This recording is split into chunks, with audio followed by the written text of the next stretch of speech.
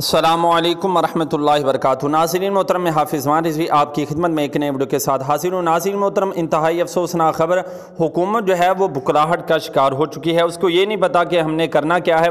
नाज़रीन मोहतरम, एक बुरी न्यूज़ है, लेकिन आपको हर अपडेट से आगाह करना जो है वो मेरा हक बनता है।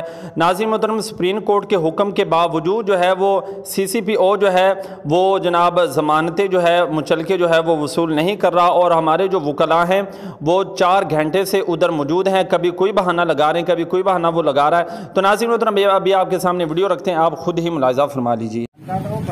और इधर करें, इनकी वीडियो बनाए साथ में बनाया ऐसे। CCPO ने खुद कहा था कि आप ये साथ बदतमीजी कर रहे हैं। कोर्ट के ऑर्डर भी अंदर नहीं जाने दे रहे, ना मुचल के लेने जा रहे, ना हमें अंदर जाने दे रहे हैं। देखें, सारे वकला खड़े हुए हैं, किसी को अंदर नहीं जाने दे रहे, ना कोर्ट ऑर्डर पे अमल दरामद कर रहे हैं।